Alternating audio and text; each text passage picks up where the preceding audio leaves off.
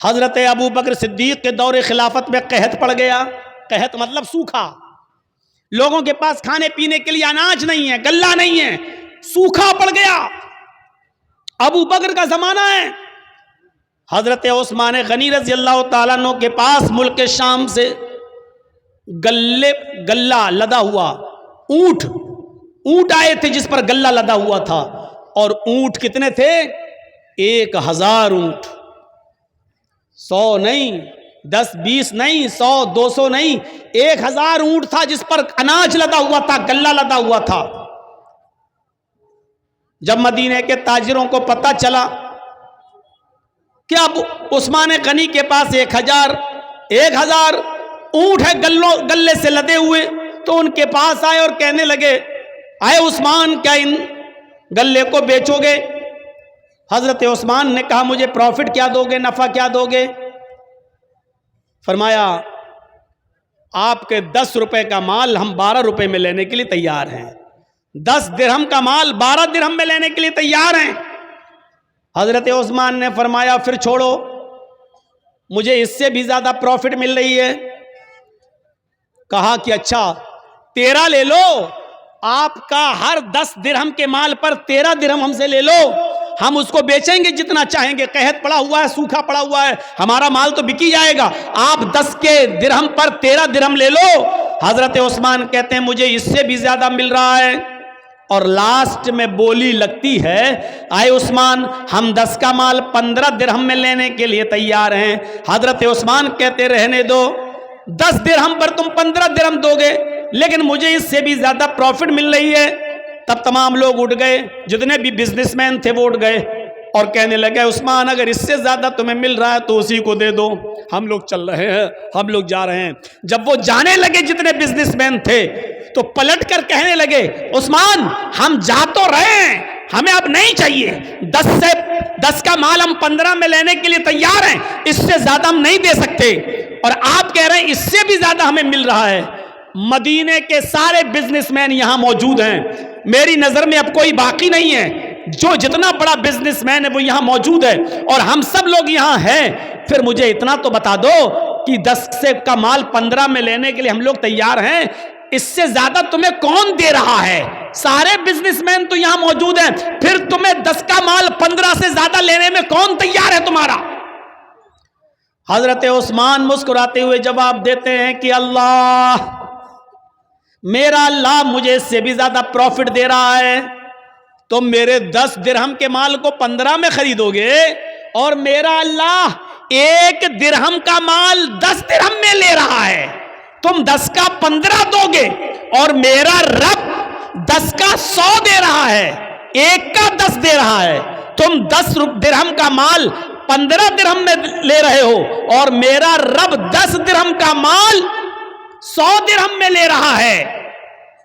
یعنی ہم یہ سارا کا سارا مال 1000 گلے سے لدے ہوئے ان اونٹوں پر, جو مال لدا ہوا, گلہ لدا ہوا ان اونٹوں پر, ہم یہ سارا کا سارا صدقہ کریں گے, خیرات کریں گے, اللہ کی راہ میں خرچ کر دیں گے, غریبوں اور مسکینوں تک پہنچائیں گے, اور میرا رب 1 درہم کا مال کا ثواب مجھے 10 گنا دے گا, 10 گنا دے گا. یعنی 10 درہم کا ثواب ہمیں 100 درہم کے برابر دے گا.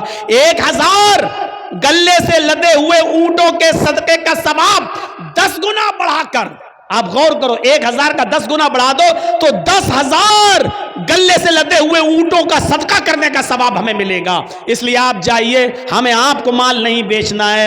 میں نے کہا چھوٹی سے چھوٹی نیکی کو بھی حقیر مت سمجھو.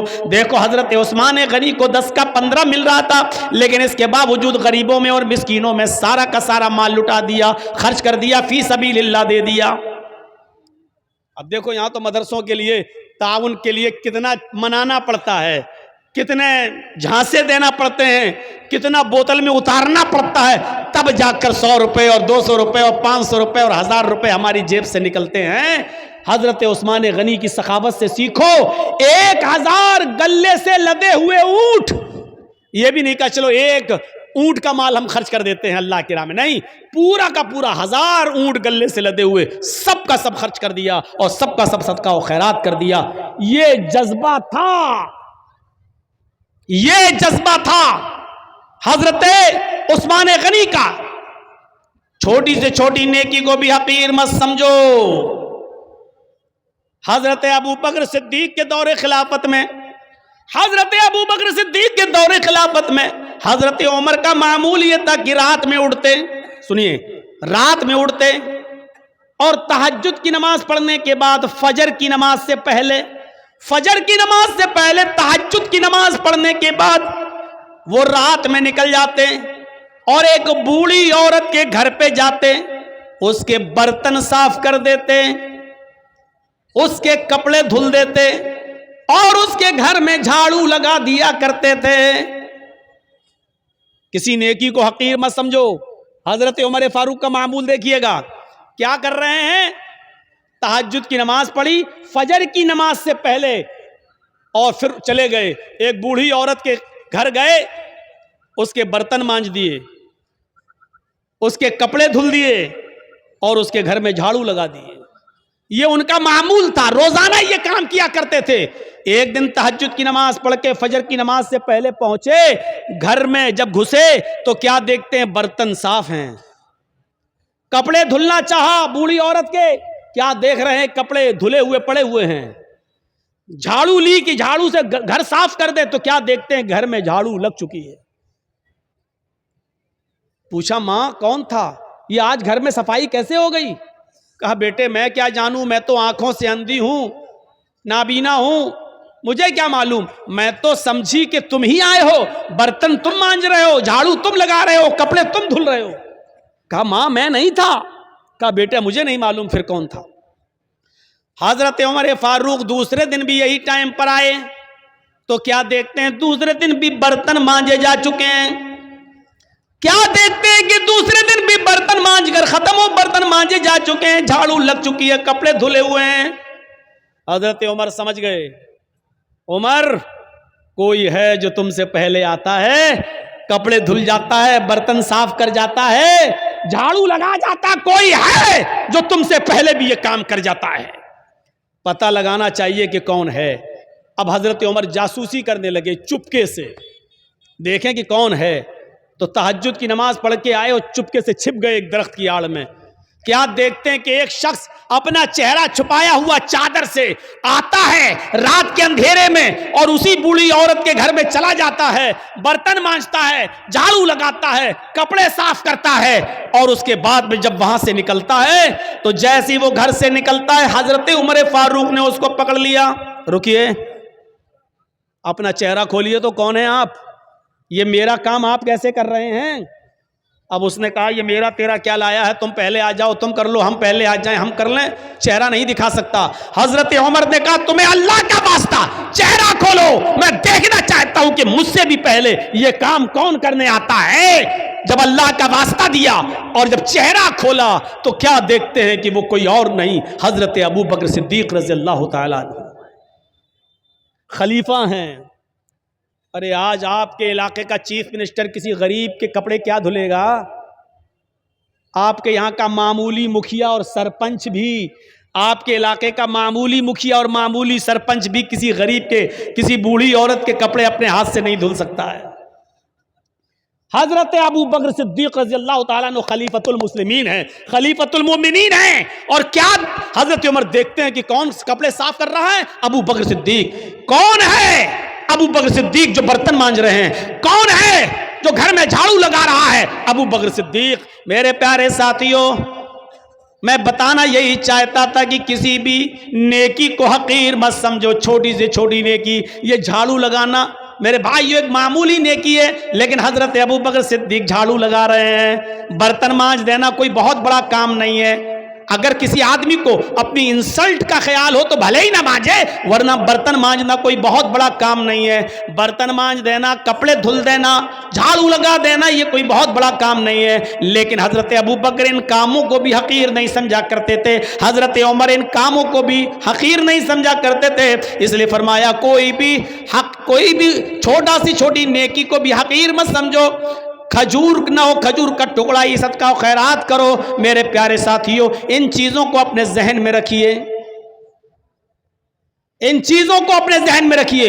मुसलमान वो होता है जो छोटी से छोटी नेकी को भी मामूली नहीं समझता है اور مسلمان مومن وہ ہوتا ہے جو چھوٹے سے چھوٹا گناہ کو بھی پہاڑ سمجھتا ہے. ایک چیز یاد رکھیے گا, مسلمان کون ہوتا ہے؟ جو چھوٹی سی چھوٹی نیکی کو بھی حقیر نہ سمجھے. مسلمان کون ہوتا ہے؟ جو چھوٹے سے چھوٹے گناہ کو پہاڑ کے برابر سمجھے, بہت بڑا سمجھے. اور منافق کون ہوتا ہے؟ جو بڑے سے بڑے گناہ کو بھی معمولی سمجھے. منافق کون ہوتا ہے؟ جو بڑے سے بڑے گناہ کو بھی یہ سمجھے کہ ناک پر مکھی بیٹھی تھی ایسے اڑایا اور اڑ گئی. یعنی بڑے سے بڑے گناہ کو بھی وہ سمجھتا ہے جیسے ناک پر بیٹھی ہوئی مکھی کو اڑا دیا. یہ منافق ہوتا ہے, منافق. اندازہ لگا رہے ہیں آپ؟ مسلمان کبھی چھوٹی سے چھوٹی نیکی کو بھی حقیر نہیں سمجھتا, اور کوئی چھوٹے سے چھوٹے گناہ کو بھی معمولی نہیں سمجھتا بلکہ بہت بڑا گناہ سمجھتا ہے. صحابہ کرام فرماتے ہیں, اے لوگوں جن گناہوں کو تم معمولی سمجھ کر جاتے ہو, ہم اللہ کے نبی کے زمانے میں, ہم رسول اللہ صلی اللہ علیہ وسلم کے زمانے میں, ہم چھوٹے سے چھوٹے اور معمولی سے معمولی گناہ کو بھی پہاڑ کے برابر سمجھا کرتے تھے, پہاڑ کے برابر جانا کرتے تھے. ہم نبی اکرم صلی اللہ علیہ وسلم کے زمانے میں معمولی سے معمولی گناہ کو بھی پہاڑ کے برابر سمجھا کرتے تھے. اور مسلمان کی پہچان یہ ہے کہ اس کے سامنے ایک راستہ مصیبت کا ہو اور دوسرا راستہ معصیت, گناہ اور نافرمانی کا ہو. ایک راستہ تو ہو مصیبت کا, پریشانی کا, اور دوسرا راستہ ہو گناہ کا. تو مسلمان وہ ہوتا ہے جو مصیبت کے راستے کو اختیار کر لیتا ہے لیکن گناہ کے راستے کو اختیار نہیں کرتا. اب میں مثال دوں گا, ذرا سنیے گا میرے پیارے ساتھیوں. مسلمان وہ ہوتا ہے جس کے سامنے اگر دو راستے آ جائیں, ایک طرف پریشانی کا راستہ, مصیبت کا راستہ, اور دوسری طرف گناہ کا راستہ. کوئی کام کرنے میں پریشانی ہے اور اس کام کو نہ کرنے میں عیش و آرام ہے, لیکن گناہ ہے. تو مسلمان وہ ہوتا ہے جو پریشانی اور مصیبت کا راستہ اختیار کرتا ہے.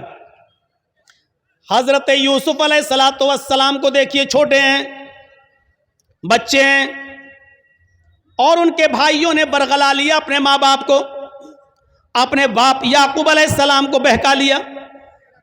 اے ہمارے ابو, ہم یوسف کو اپنے ساتھ لے جاتے ہیں جنگل میں, ہمارے ساتھ کھائے گا, پیے گا, کھیلے گا, دوڑے گا.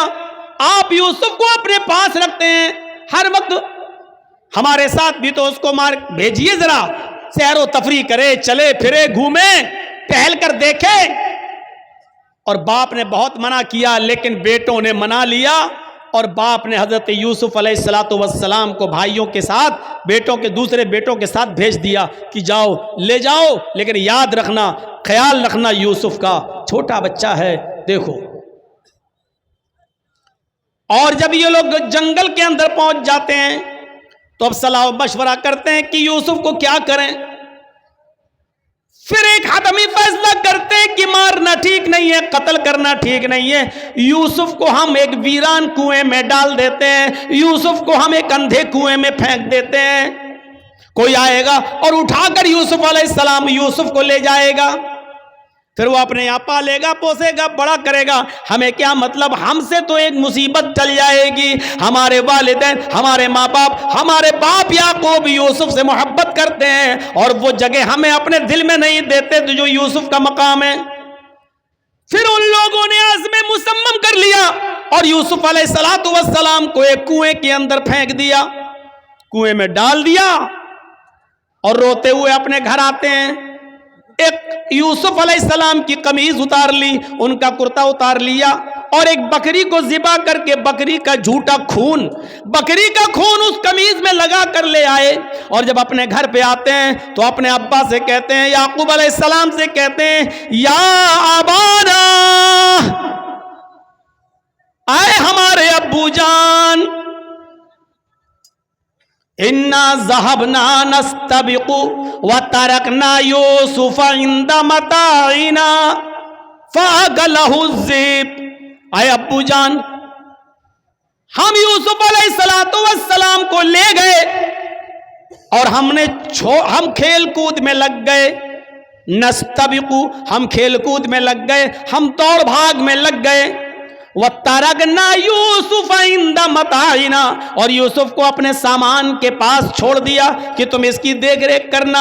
हम लोग इधर उधर खेल कूद में लग गए। फअकलहु ज़िब, भेड़िया आया और भेड़िया यूसुफ अलैहिस्सलाम को खा गया। भेड़िया आया और भेड़िए ने यूसुफ को फाड़ दिया। अरे हमारे अब्बू, आप हमारी बात पर ईमान क्यों लाएंगे? आप हमारी बात क्यों मानेंगे? वमान बिमुमिनिन लना, आप हमारी बात क्यों मानेंगे? वलौ कुन्ना सादिकीन, अगरचे हम सच्चे ही क्यों ना हो, हम सच बोल रहे हैं, फिर भी आपको हमारी बात का यकीन नहीं होगा। अपने माँ बाप से ये बात कह दी, याकूब अलैहिस्सलाम से। इधर एक काफिला आया, सुनिए, इधर एक काफिला आया, उसको प्यास लगी तो कुएं के पास चला गया। उसने डोल डाला, डोल, और उस यूसुफ अलैहिस्सलाम उस डोल में बैठ गए। उसने जब खींचा तो डोल भारी लगा। उसने झांक कर देखा तो एक छोटा बच्चा पड़ा हुआ है, यूसुफ। उसने काफिले वालों को खुशखबरी सुनाई, या बुशरा हाजा गुलाम, आए काफिले वालों खुशखबरी सुनो, ये तो एक बच्चा पड़ा है, यहां तो एक लड़का पड़ा हुआ है, बच्चा, बड़ा खूबसूरत बच्चा यहां कुएं में पड़ा हुआ है। निकाला, मिस्र के बाजार में ले गए और वहां उस बच्चे को बेच दिया गया। और जानते हो, इतना खूबसूरत बच्चा यूसुफ अलैहिस्सलाम, जिनकी खूबसूरती का जिक्र कुरान में मौजूद, लेकिन इस खूबसूरत बच्चे की कीमत भी क्या लगी मिस्र के बाजार में, जानते हो? उनको पैसा चाहिए था। कहते नहीं कि कोई चोरी का माल हो या ऐसा कोई माल हो तो आदमी जल्दी हटाता है। कभी कभी 20,000 का मोबाइल 2,000 में देके चला जाता है कि जल्दी हटे, जल्दी से निकले, और पकड़ा जाए तो दूसरा पकड़ा जाए, हम ना पकड़े जाएं। ऐसे उन्होंने देखा कि ये यूसुफ हमें मिले तो जल्दी से इनको हटा दिया जाए। और मिस्र के बाजार में जब बोली लगी तो जानते हो, बहुत कम कीमत में उनको बेच दिया गया। वशरऊहु बिसमनिन बख्सिन दराहिम मादूदा। कुरान के अल्फाज देखो मेरे भाइयों, उन लोगों ने चंद सिक्कों में यूसुफ को बेच दिया, चंद टकों में, चंद खोटे सिक्कों में यूसुफ को बेच दिया। लो, यूसुफ अलैहिस्सलाम बादशाह मिस्र के मेहमान बने। धीरे धीरे बादशाह मिस्र के पास पहुंचे। बादशाह मिस्र ने अपनी बीवी से कहा, ये बच्चा है, इसकी देखरेख करो, आगे चलकर हो सकता है कि हम इसको बेटा बना लें। देखो, इसकी खिदमत करो, देखभाल करो। और बादशाह मिस्र के घर में यूसुफ की परवरिश होने लगी। धीरे धीरे बड़े होते गए और एक दिन आया कि यूसुफ अलैहिस्सलातु वस्सलाम अपनी जवानी को पहुंच गए। यहां खूबसूरती अपनी कयामत बर्पा कर रही थी और यहां यूसुफ अलैहिस्सलातु वस्सलाम जवान हो गए। और उधर बादशाह मिस्र की बीवी का दिल हचकोले लेने लगा। वो इस गुलाम पर, यूसुफ अलैहिस्सलातु वस्सलाम पर अंदर ही अंदर दिलो जान से फरेफ्ता थी, दिलो जान से कुर्बान थी। धीरे धीरे ये चर्चा मिस्र की औरतों में होने लगा। और मिस्र की औरतें, और औरतों में किसी बात का चर्चा बहुत जल्दी होता है। कोई भी बात हो, अगर आपको बहुत जल्दी फैलाना हो तो बस 2-4 औरतों में फैला दो, शाम तक होते होते पूरे गांव में ऑटोमेटिक फैल जाएगी। ये बात मिस्र की औरतों में फैल गई। ओ बादशाह की बीवी, ओहो, अपने गुलाम पे मरती है, अपने गुलाम को दिल दे बैठी है, अपने गुलाम के साथ मुंह काला करना चाह रही है, अपने गुलाम के साथ ये हरकत करती है। बादशाह मिस्र की बीवी के चर्चे जब मिस्र की औरतों में होने लगे तो उस औरत ने, यानी बादशाह की बीवी ने, सारी औरतों को दावत दे दी। गौर कीजिए, सारी औरतों को दावत दे दी, सबके सामने फल रख दिए, सबको छुरियां दे दी। और जब वो फलों को काटने लगी तो उस औरत ने, बादशाह मिस्र की बीवी ने यूसुफ अलैहिस्सलाम से कहा, आए यूसुफ, इन औरतों के सामने से गुजर जाओ। यूसुफ अलैहिस्सलाम उन औरतों के सामने से गुजर रहे हैं। اپنی مالکن کی بات ماننا پڑے گی۔ یوسف علیہ السلام اپنے مالک کی بیوی کی بات مانتے ہوئے ان عورتوں کے سامنے سے گزر رہے ہیں۔ جب ان عورتوں کے سامنے سے گزرے تو ان عورتوں نے جب یوسف علیہ السلام کو دیکھا، یوسف علیہ السلام کو دیکھا، قرآن کہتا ہے وہ پھل کاٹ رہی تھی، بجائے پھل کاٹنے کی وَقَطَّعْنَ أَيْدِيَهُنَّ، انہوں نے اپنی اپنی انگلیاں کاٹ ڈالی، انہوں نے اپنے اپنے انگلیوں پر چھریاں چلا لی، اپنی اپنی انگلیوں کو کاٹ ڈالا۔ اور جب یوسف پر نظر پڑی تو چیخ پڑی، مَا هَذَا بَشَرٌ إِنْ هَذَا إِلَّا مَلَكٌ كَرِيمٌ، یہ کوئی انسان نہیں ہے، ما ھذا بشر، یہ کوئی انسان نہیں ہے، ان ھذا الا ملک کریم، نہیں یہ تو ایک معزز اور مکرم فرشتہ نظر آتا ہے، یہ کوئی انسان لگتا ہی نہیں ہے، دیکھو کتنا خوبصورت ہے، کتنا حسین و جمیل ہے، یہ کوئی انسان نہیں، یہ تو کوئی بزرگ فرشتہ نظر آ رہا ہے۔ مطلب سمجھ رہے ہیں؟ ابھی صرف بادشاہ کی بیوی فریفتہ تھی یوسف پر، اب مصر کی ساری عورتوں نے دل دے بیٹھا یوسف کو۔ ہر عورت چاہنے لگی کہ یوسف ہمارے ہو جائیں، یوسف ہمارے ہو جائیں۔ ایک فتنہ کھڑا ہو گیا۔ اب بادشاہ کی بیوی نے کہا، دیکھا، دیکھ لیا تم نے، اب بتاؤ اس میں میری کیا غلطی ہے؟ اس کو میں نے بہت بہکایا، اپنی طرف مائل کیا، لیکن یہ بچا رہا، اور پھر یوسف کے سامنے دھمکی دیتی ہے بادشاہ کی بیوی، اے عورتوں، اے مصر والیوں سنو، اگر یوسف نے میری بات نہیں مانی، میری خواہش پوری نہیں کی، میں اس سے جو چیز چاہتی ہوں، اگر میرا مطالبہ اس بچے نے، اس لڑکے نے، اس غلام نے اگر پورا نہیں کیا تو یہ جیل میں سڑے گا، یا سخت سے سخت سزا میں اس کو دلاؤں گی، سخت سے سخت سزا دلواؤں گی یا جیل میں سڑے گا۔ اب یوسف علیہ السلام کو جب دھمکی ملتی ہے تو یوسف علیہ السلام کے پاس دو ہی راستے تھے۔ ایک راستہ تو یہ تھا مصیبت کا، اس عورت کی بات نہ مانیں اور جیل میں چلے جائیں، یہ مصیبت کا راستہ تھا۔ میں نے کہا نا، مومن کے لیے اگر ایک طرف مصیبت کا راستہ ہو اور ایک طرف گناہ کا راستہ ہو، معصیت کا، تو مومن مصیبت کا راستہ اختیار کر لیتا ہے لیکن گناہ کا راستہ اختیار نہیں کرتا۔ یوسف علیہ السلام کے سامنے دو راستے تھے، یا بادشاہ مصر کی بیوی نے کہا کہ اگر اس نے میری بات نہیں مانی تو اس کو سخت سے سخت سزا دلواؤں گی یا جیل کے اندر سڑے گا۔ یوسف علیہ السلام کے پاس دو ہی راستے تھے۔ ایک راستہ یہ تھا کہ بادشاہ کی بیوی کی بات مان لیں اور جو وہ کہہ رہی ہے اس کی مرضی کو پورا کر دیں۔ اگر ایسا کر لیتے، بادشاہ کی بیوی کی بات مان لیتے تو پانچوں انگلی گھی میں تھی۔ بادشاہ کی بیوی ان کو بچاتی بھی، بادشاہ کی بیوی ان کا خیال بھی رکھتی، بادشاہ کی بیوی ان کو تنہائی کا موقع بھی دیتی، بادشاہ کی بیوی ان کی عزت و تکریم بھی کرتی، بادشاہ کی بیوی ان کو اچھی طریقے سے ان کی حفاظت بھی کرتی، سب کچھ کرتی، اور جو وہ چاہتے وہ ان کو ملتا رہتا۔ لیکن یہ راستہ گناہ کا راستہ تھا، یہ راستہ معصیت کا راستہ تھا۔ اب دوسرا راستہ یوسف علیہ السلام کے سامنے یہ تھا کہ میں اس غلط راستے پر نہیں چلوں گا۔ تو وہ عورت کہہ رہی ہے میں جیل میں ڈلوا دوں گی، میں سخت سے سخت سزا دلواؤں گی۔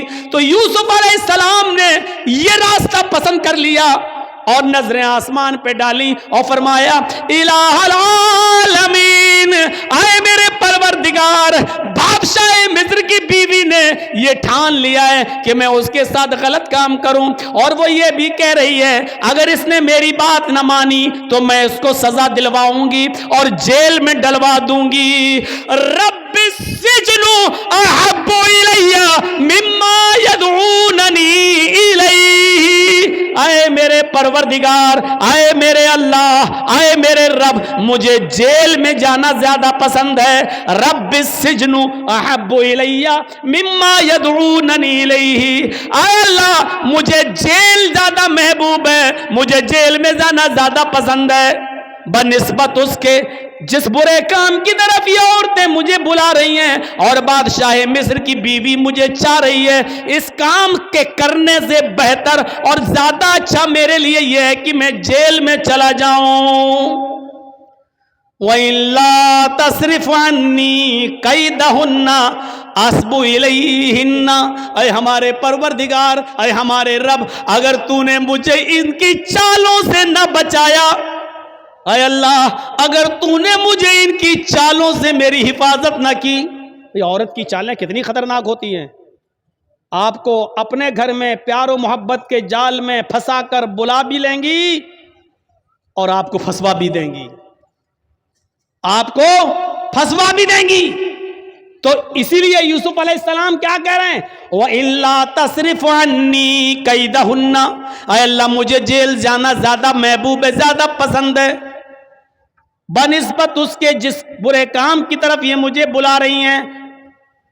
आय अल्लाह अगर तूने मुझे इनकी चालों से महफूज न किया, अगर तूने मुझे इनकी चालों से न बचाया, अस्बु इलैहिन्ना, तो मैं भी इनकी तरफ झुक जाऊंगा, मैं भी इनकी तरफ माइल हो जाऊंगा, मैं भी इनके साथ गलत काम कर बैठूंगा। वाकुम मिनल जाहिलीन, और मैं जाहिलों में नादानों में से हो जाऊंगा। अय अल्लाह मैं जाहिलों और नादानों में से हो जाऊंगा, इसलिए अल्लाह मुझे इनके शर्र फितन से और इनकी चालों से तू मेरी हिफाजत फरमा।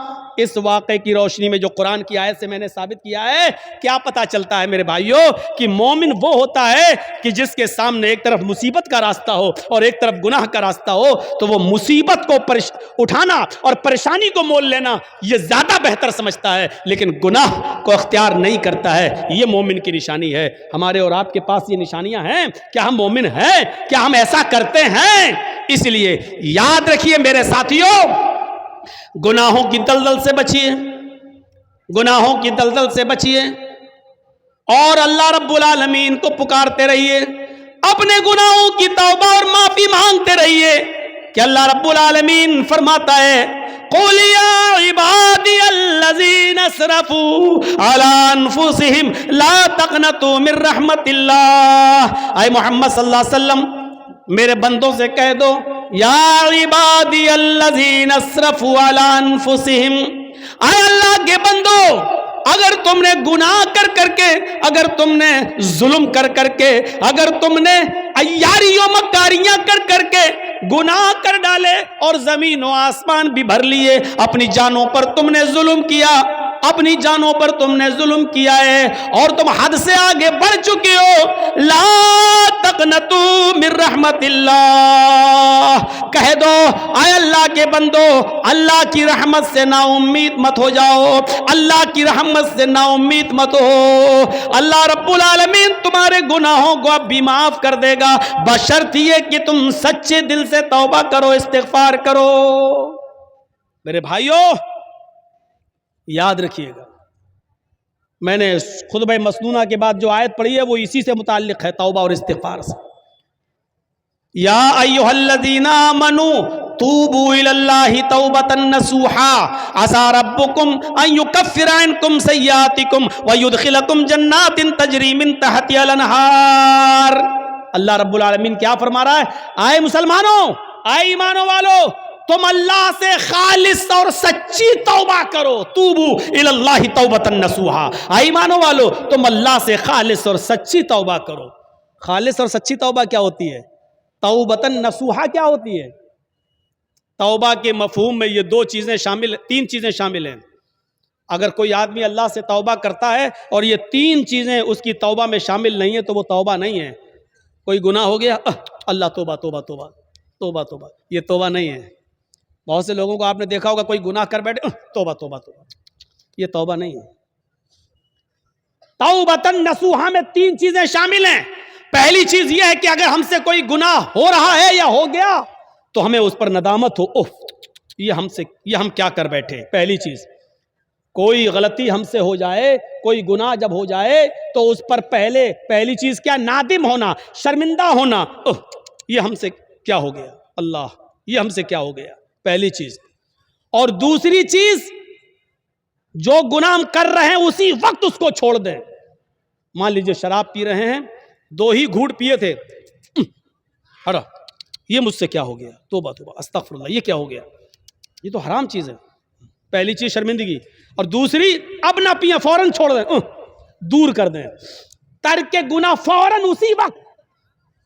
اور تیسری چیز اس میں کیا شامل ہے، اے اللہ بہت بڑا جرم ہو گیا، اے اللہ میں وعدہ کرتا ہوں کہ آئندہ کبھی شراب کو ہاتھ نہیں لگاؤں گا، آئندہ کبھی میں اس گناہ کو نہیں کروں گا. یہ 3 چیزیں سمجھ لیا نا. پہلی چیز شرمندگی ہو، اللہ یہ مجھ سے کیا ہو گیا. دوسری چیز اس غلطی کو، اس گناہ کو فوراً چھوڑ دو، اگر کر رہے ہو تو اسی وقت ترک کر دو، اب نہ کرو، اسی وقت چھوڑ دو. اور تیسری چیز آئندہ مستقبل میں، فیوچر میں پھر کبھی وہ غلطی نہ کرنے کا عزم اور ارادہ بھی پکا ہو کہ اب آئندہ ہم یہ گناہ نہیں کریں گے. یہ 3 چیزیں جب تک ہماری توبہ میں شامل نہیں ہوں گی میرے پیارے ساتھیوں، ہماری توبہ نہیں ہوگی. توبہ تو ہے لیکن توبتن نصوحا نہیں ہے. اللہ نے فرمایا یا ایھا الذین آمنوا توبوا الی اللہ توبۃ نصوحا، اے ایمانو والو تم اللہ سے توبہ کرو سچی اور خالص. جب تم سچی اور خالص توبہ کرو گے تو عسیٰ ربکم ان یکفر عنکم سیئاتکم، تو اللہ تمہارے گناہوں کو مٹا دے گا. عسیٰ ربکم ان یکفر عنکم سیئاتکم، تو اللہ تمہارے گناہوں کو مٹا دے گا. ویدخلکم جنات تجری من تحتها الانہار، جب تم خالص اللہ سے سچی توبہ کرو گے تو اللہ تمہیں ایسی جنتوں میں داخل کر دے گا جس کے نیچے نہریں بہ رہی ہوں گی، جس کے نیچے نہریں جاری ہوں گی. توبہ کون کرتا ہے؟ مسلمان. توبہ کون کرتا ہے؟ مومن. کیونکہ اللہ تبارک و تعالیٰ نے انسان کو دونوں صلاحیتیں دے کر بھیجا ہے. آج میں تمہیں ایک ایسی چیز بتلا رہا ہوں، اس کو اگر سمجھ لیا تو بہت کچھ سمجھ لو گے. اللہ نے انسان کو دونوں صلاحیتیں دے کر بھیجا ہے. اللہ نے انسان کو اچھے کام کرنے کی صلاحیت بھی دی ہے اور اللہ نے انسان کو برے کام کرنے کی صلاحیت بھی دی ہے. انسان کو اچھے کام کرنے کی طاقت بھی دی ہے اور برے کام کرنے کی بھی طاقت دی ہے. اللہ نے انسان کو نیکیاں کرنے کی بھی صلاحیت دی ہے اور گناہ کی بھی صلاحیت دی ہے. ہاں، اور گناہ کرنے کی صلاحیت دی ہے تو گناہوں سے بچنے کی بھی صلاحیت دی ہے. انسان نیکیاں کر سکتا ہے تو برائی بھی کر سکتا ہے، دونوں صلاحیتیں ہیں. انسان برائیاں کر سکتا ہے تو برائیوں سے بچا بھی سکتا ہے اپنے آپ کو. یہ دونوں صلاحیتیں دے کر اللہ تعالیٰ نے انسان کو بھیجا ہے. یہ صلاحیت اللہ نے فرشتوں کے اندر نہیں رکھی ہے. اللہ نے فرشتوں کو صرف نیکیاں کرنے کی صلاحیت دی ہے، گناہ کرنے کی صلاحیت فرشتوں کے پاس نہیں ہے. کسی فرشتے سے کہو جوا کھیل کے دکھاؤ تو کوئی فرشتہ جوا نہیں کھیل سکتا. کسی فرشتے کو کبھی آپ نے سنا ہے کہ اس نے شراب پی؟ نہیں پی سکتا. کیوں؟ کیونکہ اللہ تعالیٰ نے فرشتوں کو گناہ کرنے کی صلاحیت دی ہی نہیں ہے. اللہ نے انسان کو گناہ کرنے کی بھی صلاحیت دی اور نیکی کرنے کی بھی صلاحیت دی، اور یہی انسان کا کمال ہے. کمال جانتے ہو؟ انسان کے مکمل ہونے کی دلیل یہی ہے. فرشتے مکمل نہیں ہیں، انسان مکمل ہے. اسی لیے اللہ تعالیٰ نے انسان کا درجہ فرشتوں سے بھی بلند رکھا ہے. بلند، فرشتوں سے بھی بلند رکھا ہے. کیوں؟ کیونکہ فرشتوں نے اللہ کو دیکھا، فرشتوں نے جنت دیکھی، فرشتوں نے جہنم دیکھی. فرشتوں نے تو جنت جہنم دیکھی ہے. اگر وہ اللہ کی ہر وقت عبادت کرتے ہیں تو یہ کوئی کمال نہیں ہے. کمال تو یہ ہے کہ ہم نے اور آپ نے اور مسلمانوں نے جنت نہیں دیکھی پھر بھی جنت میں جانے کی خواہش، جہنم نہیں دیکھی پھر بھی جہنم سے بچنے کی خواہش، جہنم نہیں دیکھی پھر بھی دعا کرتے ہیں ربنا آتنا فی الدنیا حسنۃ وفی الآخرۃ حسنۃ وقنا عذاب النار. اے اللہ ہم کو دوزخ کے عذاب سے بچا لے. ہم نے اور آپ نے دوزخ جہنم نہیں دیکھی پھر بھی یہ دعا کرتے ہیں ربنا اصرف عنا عذاب جہنم ان عذابها کان غراما. اے اللہ جہنم کا عذاب ہم سے پھیر دے، جہنم کا عذاب ہم سے ہٹا لے. ان عذابها کان غراما، تیرا عذاب بہت ہی زیادہ سخت اور چمٹنے والا ہے. یہ ہمیں اور آپ کو یہ دعا کرنا پڑتی ہے. کیوں؟ حالانکہ جہنم دیکھی نہیں ہے. ایک بوڑھا آدمی ہے اور وہ اندھا ہے. ایک اندھا آدمی جا رہا ہے اور راستے سے خوبصورت لڑکی چلی آ رہی ہے، خوبصورت. حسین و جمیل، بلا کی حسین و جمیل، لیکن ایک اندھا نوجوان جا رہا ہے، اس بیچارے کو لڑکی دکھائی نہیں دے رہی ہے. اس میں اس اندھے کا کیا کمال ہے؟ اب وہ اندھا اس لڑکی کو دیکھ ہی نہیں پا رہا ہے، اس کے حسن و جمال کو دیکھ ہی نہیں پا رہا ہے، تو اس میں اندھے کا کیا کمال ہے؟ اگر اندھا اس لڑکی کو نہیں چھیڑتا ہے، یا اندھا اس لڑکی کے قریب نہیں جاتا ہے، یا اس لڑکی سے کچھ گفتگو نہیں کرتا ہے اور اس لڑکی کو نہیں دیکھ رہا، تو اس میں اندھے کا کیا کمال ہے بھائی؟ اس کو تو دکھتا ہی نہیں ہے. کمال تو اس نوجوان کا ہے جو پوری طریقے سے جوان ہو چکا ہے اور سامنے سے خوبصورت لڑکی آ رہی ہے، بلا کی حسینہ ہے. اس کی نظریں اٹھیں، لیکن اس نے اپنے نگاہوں کو نیچا کر لیا، فوراً نگاہ کو جھکا لیا، باوجود اس کے کہ آنکھیں تھیں، باوجود اس کے کہ اس لڑکی کو دیکھ سکتا تھا، باوجود اس کے کہ یہ اس لڑکی سے باتیں کرنے پر قادر تھا، طاقت تھی اس کے پاس سب کچھ، لیکن اس کے باوجود اس نے اپنے آپ کو بچایا اور نظریں نیچی کر لی. یہ ہے انسان کا کمال کہ طاقت ہونے کے باوجود دیکھنے کی نہیں دیکھ رہا ہے. یہ ہے کہ اس لڑکی کے پاس جا سکتا تھا لیکن نہیں جا رہا ہے، طاقت ہونے کے باوجود اس اپنے آپ کو بچا رہا ہے. یہ ہے کمال میرے بھائیوں. اس لیے میدان محشر میں قیامت کے دن جو لوگ عرش الہی کے سائے میں ہوں گے، جو لوگ قیامت کے دن جن کو عرش الہی کا سایہ نصیب ہوگا، ان لوگوں میں ایک شخص وہ بھی ہوگا، ان لوگوں میں ایک شخص وہ بھی ہوگا میرے بھائیوں جس کو دنیا میں کسی خوبصورت لڑکی نے بلایا، رجل طلبت امرأة ذات منصب و جمال فقال انی اخاف اللہ. جس کو خوبصورت لڑکی نے گناہ کرنے کی دعوت دی کہ آؤ، اس کے پاس وقت بھی ہے، اس کے پاس پیسہ بھی ہے، اس کے پاس ٹائم بھی ہے، اس کو کوئی لڑکی حسین و جمیل دعوت نظارہ بھی دے رہی ہے، اس کو غلط کام کے لیے بلا بھی رہی ہے اور اس کو سارے موقع بھی فراہم کر رہی ہے. اس کے پاس بھی موقع، اس کے پاس بھی موقع، اس کے پاس بھی ٹائم ہی ٹائم، اس کے پاس بھی ٹائم ہی ٹائم.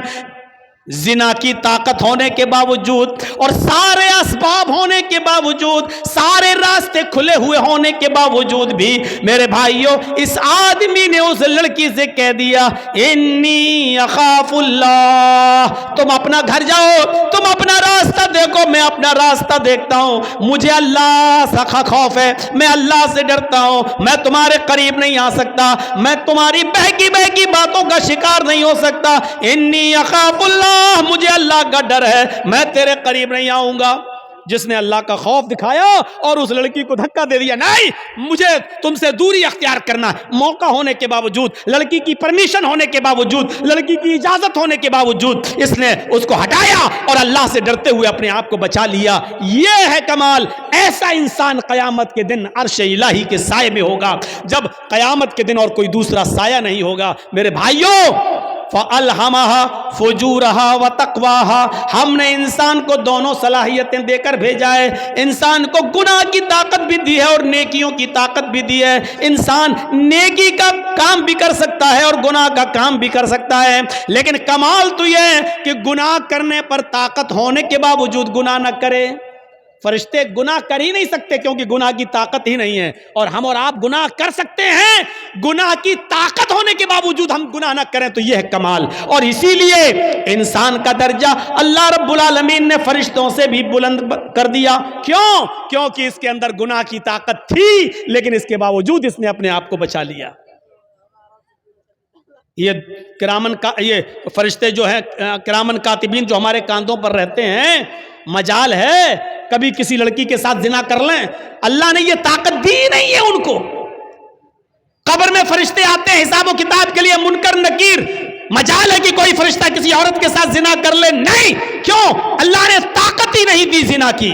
زنا کی طاقت انسان کے پاس ہے اور طاقت ہونے کے باوجود اپنے آپ کو زنا سے بچا لے. یہ ہے فرشتوں سے بھی بڑا کام، یہ ہے بڑا دل گردے کا کام. اور جس نے اس کام کو اب کر لیا، انجام دے لیا، طاقت ہونے کے باوجود اپنے آپ کو بچا لیا، میرے بھائیوں اس کا مقام و مرتبہ فرشتوں سے بلند ہے، فرشتوں سے بلند. وَيُدْخِلَكُمْ جَنَّاتٍ تَجْرِي مِن تَحْتِهَا الْأَنْهَارُ، اللہ ایسی جنتوں میں تمہیں داخل کرے گا جس کے نیچے نہریں بہ رہی ہو.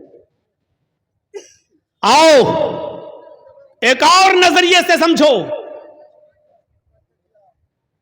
جس کے اندر گناہ کرنے کی صلاحیت نہیں تھی، یعنی فرشتے، جس مخلوق میں گناہ کرنے کی صلاحیت نہیں تھی، اللہ نے اس کو زمین کا خلیفہ بھی نہیں بنایا، اور جن لوگوں میں گناہ کرنے کی صلاحیت تھی اللہ نے ان کو خلیفۃ الارض بنا دیا، یعنی انسان کو، آدم کو خلیفۃ الارض، زمین کا خلیفہ بنایا۔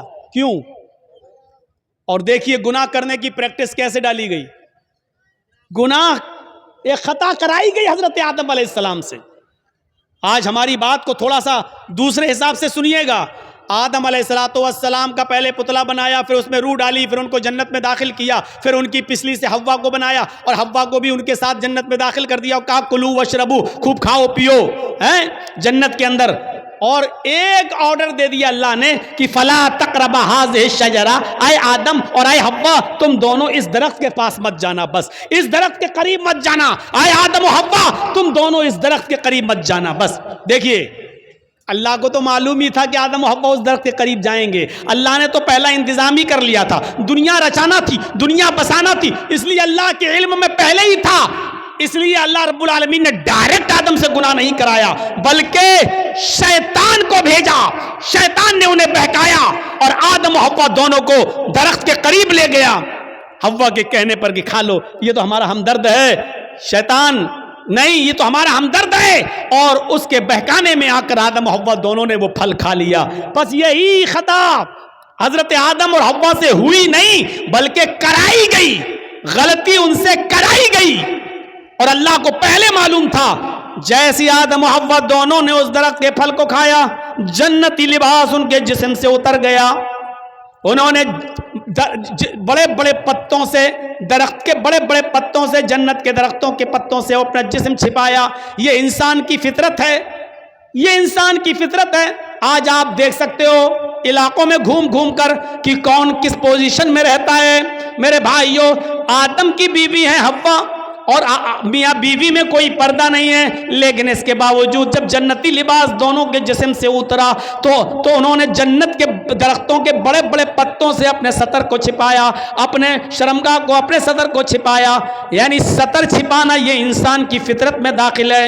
میرے پیارے ساتھیوں، پھر اللہ رب العالمین نے دونوں کو جنت سے باہر کر دیا۔ اے آدم و حوا دونوں نے آج میری نافرمانی کی ہے، اب تم دونوں کے لیے جنت حرام ہے، اب تم دونوں یہاں سے نکلو۔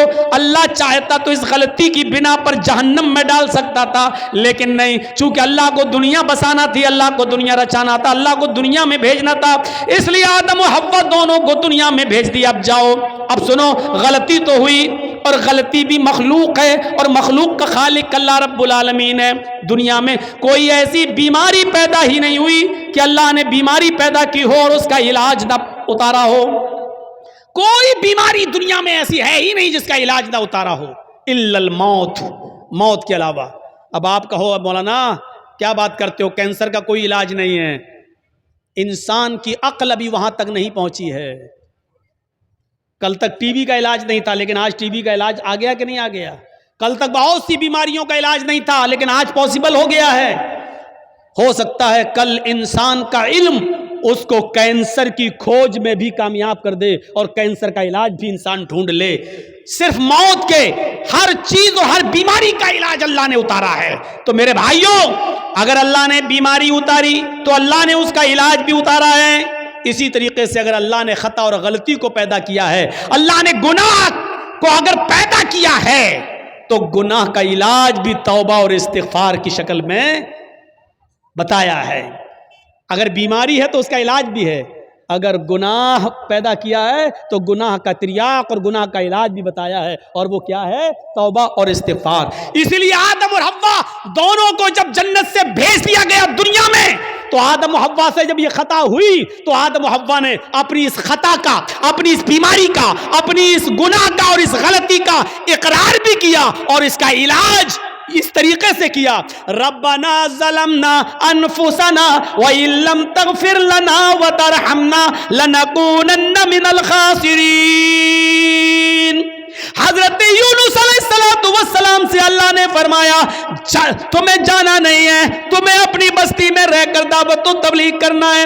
یونس نہیں مانے، اللہ کی مرضی کے بغیر، اللہ کے حکم کے بغیر چل دیے، ایک خطا کی، ایک غلطی کی، اللہ نے ان کو سمندر میں کشتی میں اسے پلٹوا دیا، مچھلی نے ان کو نگل لیا، یونس علیہ السلام سے خطا ہوئی، یونس علیہ السلام سے غلطی ہوئی، اللہ کا حکم نہیں مانا، اب اس غلطی کے اقرار بھی کر رہے ہیں اور اس غلطی کا علاج توبہ کی شکل میں، استغفار کی شکل میں کر رہے ہیں، لا الہ الا انت سبحانک انی کنت من الظالمین۔ اگر غلطی ہے، گناہ اللہ نے پیدا کیا ہے تو اس کا علاج بھی پیدا کیا ہے، اور اس کا علاج کیا ہے؟ توبہ اور استغفار۔ حضرت آدم سے غلطی ہوئی، جنت سے نکالے گئے اور دنیا میں آئے تو کیا کہا؟ ربنا ظلمنا انفسنا وان لم تغفر لنا وترحمنا لنکونن من الخاسرین۔ اے ہمارے پروردگار، ہم دونوں نے اپنے آپ پر بہت بڑا ظلم کیا ہے، اگر تو نے ہماری مغفرت نہ فرمائی اور ہم پر رحم نہ فرمایا، لا نکونن من الخاسرین، تو ہم نقصان اٹھانے والوں میں سے ہو جائیں گے، ہم بہت زیادہ نقصان اٹھانے والوں میں سے ہو جائیں گے۔ اور اسی وجہ سے دیکھیے، آپ دیکھیے کیسا جواب، ترکی بترکی جواب۔ ادھر اللہ رب العالمین شیطان کو بھی بھگا رہا ہے، رامدہ درگاہ کر رہا ہے، اے شیطان، اے ابلیس، ہم نے کہا تھا آدم کو سجدہ کر، فسجدوا الا ابلیس، سارے فرشتوں نے آدم کو سجدہ کیا سوائے ابلیس کے، ابا، انکار کر دیا، واستکبر، اور تکبر میں آ گیا۔ اے ابلیس، ہماری نافرمانی کرنے کے عوض تجھے بھی نکالا جا رہا ہے، رامدہ درگاہ کیا جا رہا ہے۔ تو جانتے ہو ابلیس نے کیا کہا تھا؟ جانتے ہو شیطان نے کیا کہا تھا؟ جب شیطان کو نکالا گیا، اللہ نے رامدہ درگاہ کیا، تو شیطان نے چیلنج دیتے ہوئے کہا تھا اللہ سے کہ اے اللہ الہ العالمین، ہم نے آدم کو سجدہ نہیں کیا، تجھے تو سجدہ کرتا تھا، تیری عبادت تو کرتا تھا، میں نے آدم کو سجدہ نہیں کیا، وہ مٹی سے پیدا ہے، میں آگ سے، میں اپنے سے کمتر مخلوق کے سامنے نہیں جھکا، ارے میں نے آدم کو سجدہ نہیں کیا تو مجھے نکال رہا ہے، جبکہ میں تجھے سجدہ کرتا تھا۔ روئے زمین پر، پوری کائنات پر 4 انگلی کے برابر بھی کوئی جگہ ایسی خالی نہیں جہاں شیطان نے اللہ کو سجدہ نہ کیا ہو، اتنا سجدہ کرتا تھا وہ اللہ کو، اتنی عبادت کرتا تھا اللہ کی، لیکن ایک بات نہیں مانی، آدم کو سجدہ کرو، نہیں کیا اس نے۔ ارے ہم تو کتنی نافرمانی کرتے ہیں اللہ کی، اور اتنی عبادتیں بھی نہیں ہماری۔ ہم اپنا انجام سوچیں، اپنے بارے میں ذرا غور کریں۔ شیطان نے تو چپے چپے پر سجدہ کیا تھا، 4 انگلی کے برابر بھی کوئی جگہ ایسی نہیں جہاں شیطان نے سجدہ نہ کیا ہو، ہر جگہ سجدہ۔ لیکن اللہ نے کہا آدم کو سجدہ کرو، نہیں مانی اس کی بات، نہیں اللہ، میں مٹی سے، آگ سے، اور وہ مٹی سے، آگ مٹی کے سامنے جھکے گی؟ اللہ نے کہا نکلو، اور جب نکالا گیا تو کیا کہا اس نے چیلنج دیتے ہوئے؟ قسم ہے مجھے اپنے تکبر کی، اے اللہ الہ العالمین، آدم کی وجہ سے تو مجھے نکال رہا ہے نا، آدم کی وجہ سے تو مجھے نکال رہا ہے نا، میں آخری سانس تک تیرے بندے آدم اور آدم کی اولاد سے گناہ کے کام کراتا رہوں گا، دنیا میں بھی میں ان سے گناہ کے کام کراتا رہوں گا، ہم تیرے بندے آدم سے اور آدم کی اولاد سے آخری سانس تک ان سے غلط کام کراتا رہوں گا، اور ان کو گناہوں کی دلدل میں ڈال کر آخری سانس تک ان سے گناہ کے کام کرا کر ان کو آخری دم تک ان سے گناہ کراتا رہوں گا، اور اسی گناہ پر ان کو وہ موت آئے گی، اور اپنے ساتھ لے کر ہم ان کو جہنم میں جائیں گے۔ اے اللہ قسم ہے مجھے اپنے تکبر کی کہ میں تیرے بندے آدم اور آدم کی اولاد سے آخری سانس تک گناہ کراتا رہوں گا، اور ان کو قیامت کے دن اپنے ساتھ جہنم میں لے جاؤں گا۔ تو ادھر اللہ نے اس کے چیلنج کو قبول کرتے ہوئے ترکی بترکی جواب دیا، اے ابلیس جا تو میرے بندے کو آخری وقت تک بہکا، جا تو آدم کی اولاد سے آخری وقت تک گناہ کے کام کرا، جا میں تجھے اجازت دیتا ہوں آخری وقت تک تو میرے بندوں کو بہکاتا رہے اور ان سے گناہ کے کام کراتا رہے، اور تو ان کو اپنے ساتھ جہنم میں لے جاتا رہے، جہاں مجھے تیرا یہ چیلنج قبول ہے، لیکن قسم ہے مجھے بھی اپنے عزت و جلال کی، میں بھی اپنے بندے کے آخری وقت تک کی توبہ کو قبول کرتا رہوں گا، میں اپنے بندے کے آخری وقت تک کے گناہ کو معاف کر دوں گا، اگر اس نے سچی اور خالص توبہ کی، یعنی توبۃ نصوحا، اگر میرے بندے نے خالص اور سچی توبہ کی تو میں اپنے بندے کی اس توبہ کو قبول کر کے اور آخری وقت تک کے گناہ کو معاف کر کے اپنے بندوں کو جنت میں داخل کرتا رہوں گا۔ تو آخری سانس تک گناہ کراتا رہے گا، میں آخری سانس تک اپنے بندے کی توبہ کو قبول کرتا رہوں گا، تو آخری سانس تک جہنم میں لے جانے کی کوشش میں رہے گا، میں آخری سانس تک اپنے بندے کو بخش کر جنت میں داخل کرنے کی کرتا رہوں گا۔ میرے بھائیوں، ترکی بترکی جواب، اس لیے توبہ اور استغفار کرو۔ کیا لگتا ہے آپ کو اتنا سا جملہ کہنے میں گناہ اللہ نے اتارا ہے تو اس کا علاج توبہ اور استغفار بھی اتارا ہے۔ کوئی گناہ ہو جائے فوراً کہو استغفر اللہ ربی من کل ذنب واتوب الیہ، اور اڑتے بیٹھتے چلتے پھرتے یہ جملہ پڑھتے رہو۔ کتنا سا جملہ ہے یار، استغفر اللہ ربی من کل ذنب واتوب الیہ، اڑتے پھرتے چلتے پھرتے کھاتے پیتے جملے پڑھتے رہو۔ استغفر اللہ ربی، میں مغفرت طلب کرتا ہوں اللہ کی، استغفر اللہ، میں اللہ سے مغفرت طلب کرتا ہوں جو میرا رب ہے، من کل ذنب، ہر گناہ سے، واتوب الیہ، اور اسی سے توبہ کرتا ہوں، اسی کی طرف رجوع ہوتا ہوں۔ یہ ایسی دعا ہے کہ خود اللہ کے نبی صلی اللہ علیہ وسلم یہ دعا پڑھا کرتے تھے اور کہا کرتے تھے، لوگوں استغفروا ربکم وانی لاستغفر اللہ فی اليوم 100 مرہ، آئے لوگوں تم اپنے رب سے مغفرت مانگا کرو، آئے لوگوں تم اپنے رب سے مغفرت طلب کیا کرو، انی لاستغفر اللہ فی اليوم 100 مرہ، محمد رسول اللہ کا نہیں، میرا حال یہ ہے کہ میں ایک دن میں 24 گھنٹے میں صبح اور شام میں 100 سے زیادہ بار اللہ سے مغفرت طلب کرتا ہوں، اللہ سے استغفار کرتا ہوں۔ میرا حال یہ ہے کہ میں 100 سے زیادہ بار اللہ سے مغفرت طلب کرتا ہوں۔ اللہ تعالیٰ نے اپنے نبی محمد رسول اللہ کو حکم دیا، وَقُلْ رَبِّ اغْفِرْ وَارْحَمْ وَأَنْتَ خَيْرُ الرَّاحِمِينَ، وَقُلْ رَبِّ اغْفِرْ، آئے محمد صلی اللہ علیہ وسلم کہہ دو، یہ کہتے رہو، رب اغفر، اللہ میری مغفرت فرما، وارحم، میرے اوپر رحم فرما، وَأَنْتَ خَيْرُ الرَّاحِمِينَ، اور تو بہت زیادہ رحم کرنے والا ہے۔ میرے بھائیوں، ان جملوں کو ادا کرتے رہیے۔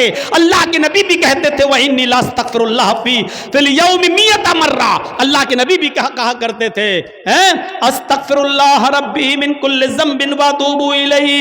یہ مغفرت طلب کرنا بہت ضروری ہے۔ اور جانتے ہو مغفرت کے فائدے کیا ہیں؟ مغفرت کے فائدے کیا ہیں؟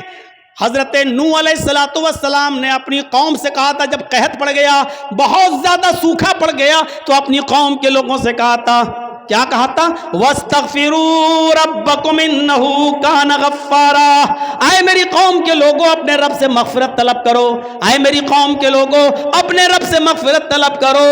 یُرْسِلِ السَّمَاءَ عَلَيْكُمْ مِدْرَارًا، جب تم اپنے رب سے مغفرت طلب کرو گے تو اللہ رب العالمین آسمان سے بارشیں برسائے گا۔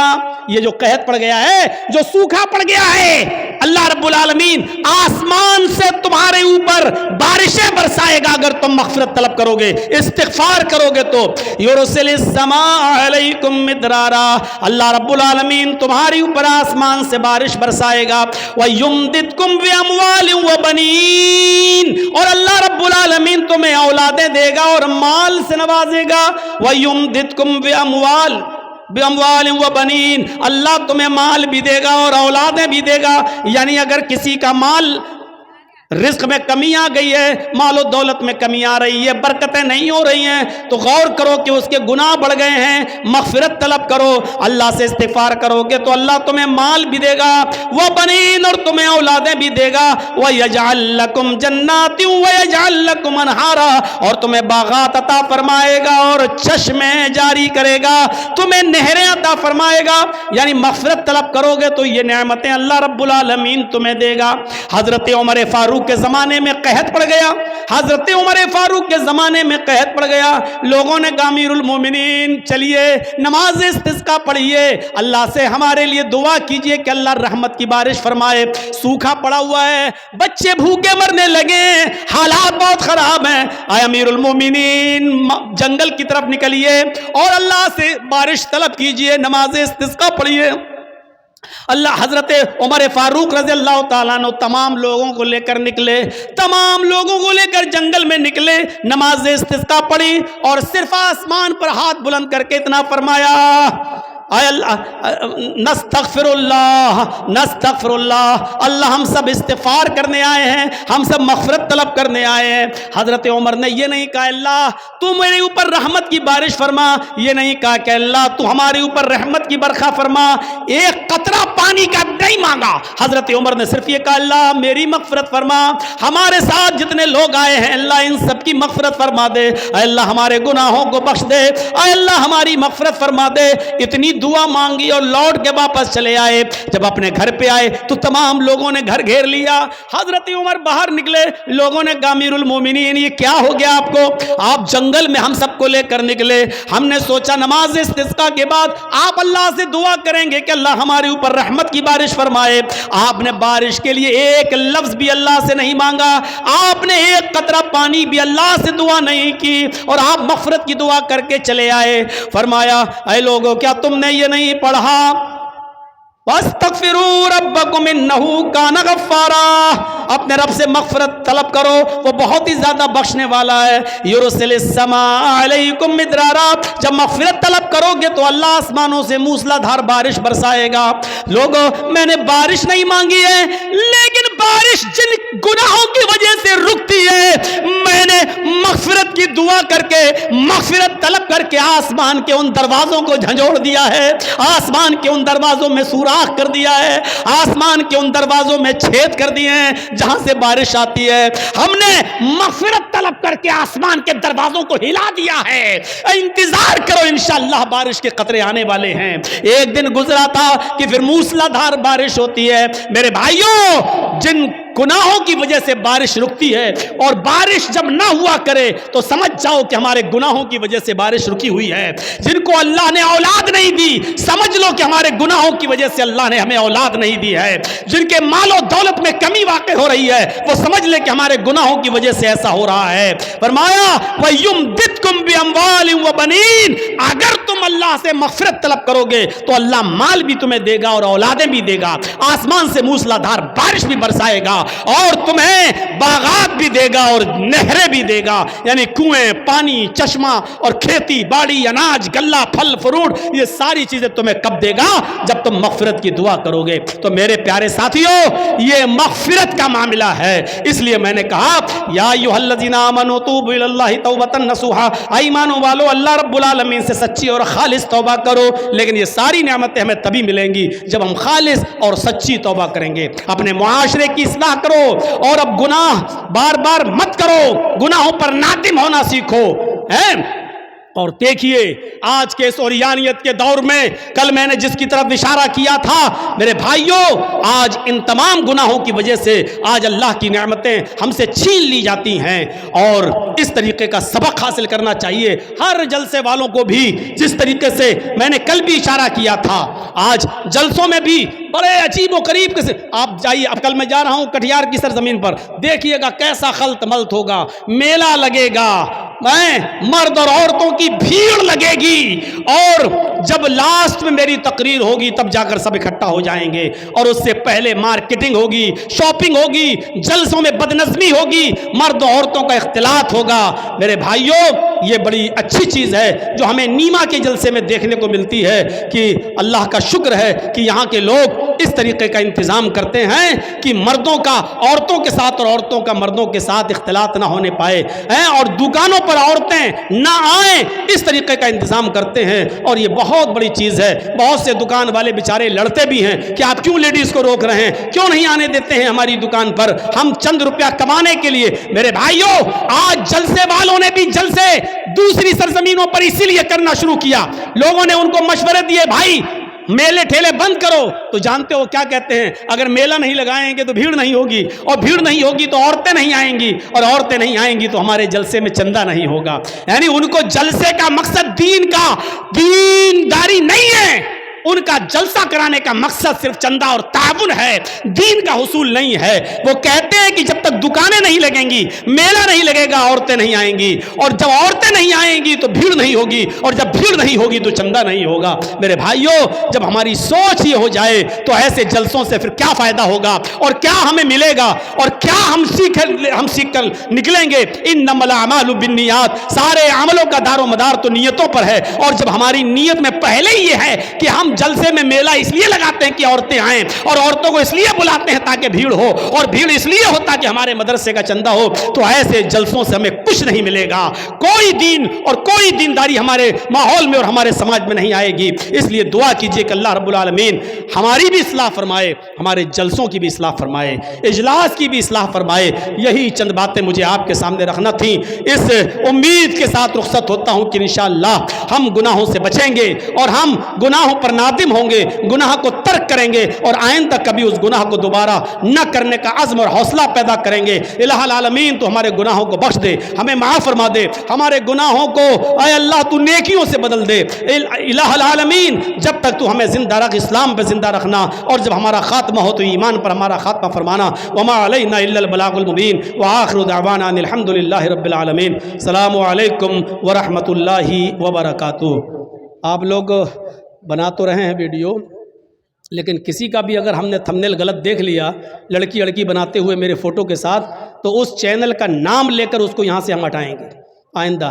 तो ये याद रखिएगा, इस वक्त कुंभ वाला मेला चल रहा है और बहुत ज़्यादा इस वक्त यूपी के हालात अच्छे नहीं हैं, लिहाजा अपनी कमाई हासिल करने के लिए किसी दूसरे को मुसीबत में डालना ये आपके लिए अच्छा नहीं होगा। मजबूरी है हमारी, सब पर हमारी नज़र है। जिस चैनल पर हमें ऑब्जेक्शन होगा उस चैनल को आप ही लोगों के ज़रिए हटवाएंगे और हम लगने नहीं देंगे फिर। इसलिए थंबनेल पर आप कंट्रोल कीजिएगा।